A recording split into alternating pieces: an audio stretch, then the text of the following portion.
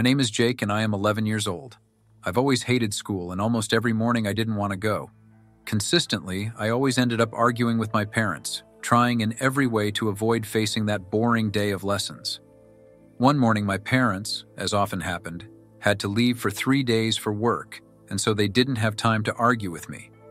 My mother, when she had to leave for work with my father, was always worried about leaving me alone. I didn't mind at all. In fact, I liked being alone. Every time she suggested leaving me with one of her friends who had a son my age, but I refused. I absolutely didn't want to go. I preferred to stay at home, play PlayStation, watch TV on the couch, and enjoy my free time. That morning, while my parents hurried to get ready to leave, I was sitting in the living room, reluctant to see them go. It was as if a part of me wished they would stay. I don't know why. It had never happened to me before. But when they left the house with their suitcases after about half an hour, I didn't think about it anymore. I thought about the fact that I would be alone at home for 3 whole days, without having to worry about going to school or being forced to do something I didn't want to do.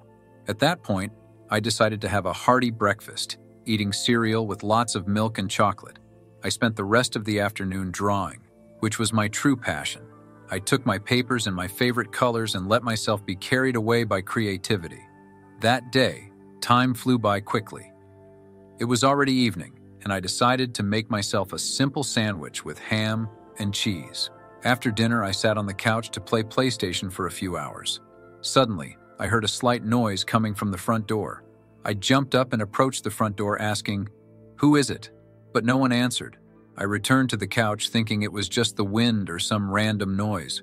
Shortly after, however, there was another knock on the door. This time, I approached more slowly, trying to hear if there was anyone on the other side.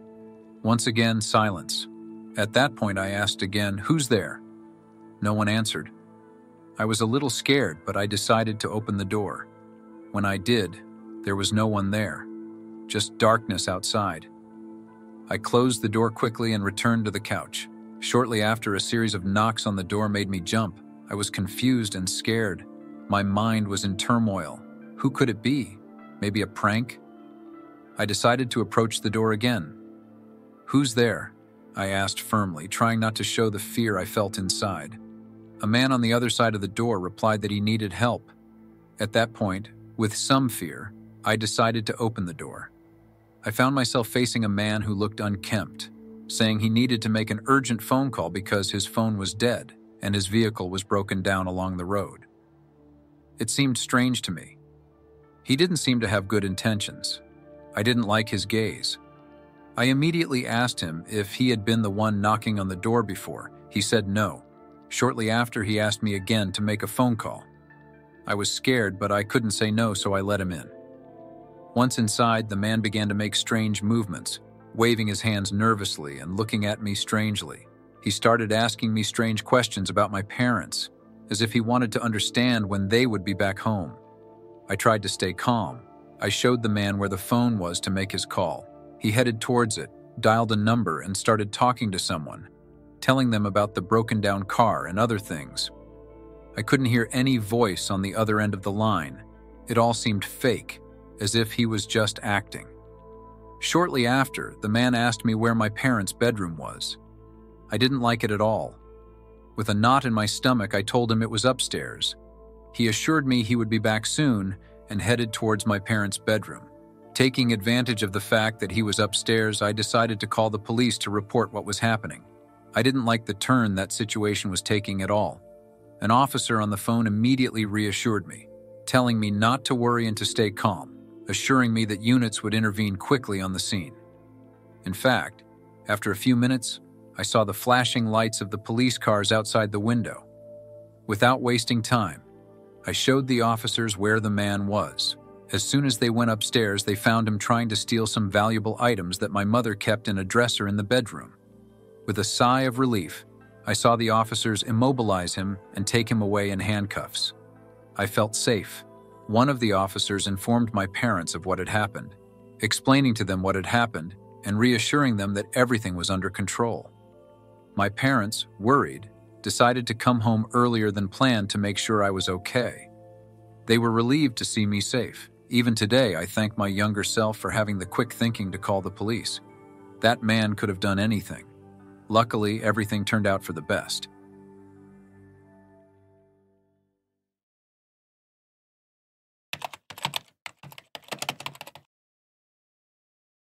My name is Yasmin, and I am 42 years old. What I am about to tell you happened about a year ago. My husband and I live in a quiet area. He often works at night, so I am forced to spend the night alone. I remember it was a November night, and there was a thunderstorm so strong that the thunder seemed to shake the foundations of the house. Around 2 a.m., I began to hear noises coming from outside, but I attributed everything to the bad weather. After about half an hour, the noises continued, preventing me from sleeping. I got out of bed and headed towards the living room of the house. The noises seemed to be coming from there. Intrigued, I approached the peephole of the door and was stunned to see two men with hoods, dressed completely in black, outside my door. My heart skipped a beat as I tried to understand who they were and what they were doing there. In that pouring rain, I was in total panic. I didn't know what to do. I couldn't call my husband because he was working and surely wouldn't answer. I tried to stay clear-headed, but fear paralyzed me. I looked again through the peephole, and to my surprise, those men had disappeared. I checked all the doors and windows of the house to make sure they were closed and locked. I decided to call a friend of mine who lived about a mile away from me. He was a retired police officer. Fortunately, he answered immediately and promised to come to me as soon as possible. In the meantime, he advised me to keep the lights on and stay away from the windows. His reassuring voice on the phone gave me some comfort. While waiting for his arrival, I decided to look again through the peephole of the door, hoping those two men hadn't reappeared. Luckily, there was no one. I breathed a sigh of relief, but I was curious to find out more. Despite knowing I shouldn't, I decided to open the door slightly to take a look outside. As soon as I opened the door, something immediately caught my attention. On the floor, right in front of the door, there was a piece of paper with incomprehensible writing and a lit cigarette. Shortly after, my friend finally arrived and immediately began to explore every corner of the house, but there was no trace of those men. He reassured me by saying that he would inform the station and they would keep an eye on the area for a while. When my husband came home from work the next morning, I told him everything. He was incredulous, but he hugged me tightly, reassuring me that he wouldn't work night shifts for a while so as not to leave me alone at home. His decision lifted a huge weight off my shoulders. We never found out who those men were, but fortunately, that incident has not been repeated. Deep down, I am sure those men had no good intentions.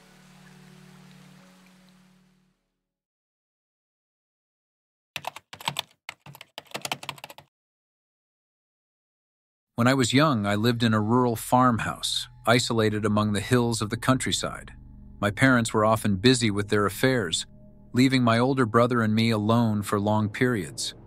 I still remember the feeling of freedom and responsibility that engulfed us when we began to stay home alone, without visiting grandparents or aunts and uncles. The relationship with my brother wasn't always easy. He was older than me and often had to keep an eye on me, especially because I had a peculiar character. Nevertheless, we spent our afternoons quietly, doing homework, playing games, and enjoying the adventures that only the countryside could offer. One evening, there was a furious storm outside. The rain fell incessantly, accompanied by thunder that made the windows of our old house tremble. It was an unsettling atmosphere, but at the same time, it fascinated us. As I was engrossed in reading a book by the crackling fireplace, the cell phone began to ring. I looked at the display and saw my brother's name, Tim. I raised my eyebrows in confusion, wondering what he wanted. "What's up?" I asked, raising my voice to cover the noise of the storm. No response. With a sigh, I got up from the couch and started climbing the stairs to his room. I reached the door of his room and found it ajar. I pushed the door slightly, but Tim wasn't there. I found his cell phone on the bed, next to a pair of headphones. A moment later, I saw him coming out of the bathroom. I immediately asked him why he had called me, and, confused, he replied that he hadn't. Perplexed, I turned and went back downstairs to read my book.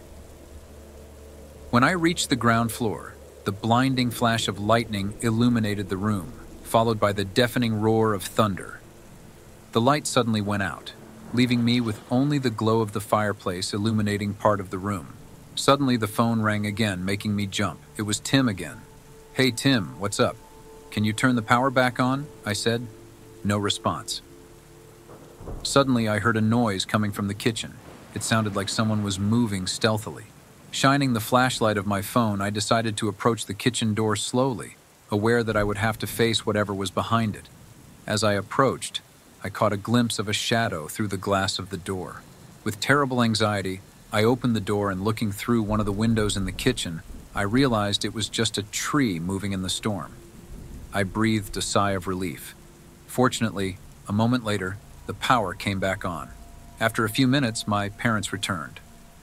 We told them everything, and they said we were probably just scared because of the storm. It annoyed me a lot because I was sure of what I was saying. At one point, my father called us angrily. We went to him, and he asked for an explanation of who had scratched the door of his study. We knew nothing about it. That's when things started to take shape. Someone had entered the house. At that point, I began to doubt that the storm had caused the power outage, and that someone had deliberately cut off the power. Inside my father's study, 2 computers and a briefcase containing several $1,000s were missing. My father understood the seriousness of the situation and apologized to me and my brother. Shortly after, we also found a broken window at the back of the house. Probably, whoever had entered the house had done so from there. After that incident, we didn't stay home alone for quite some time. It was an unpleasant experience that I still struggle to forget to this day.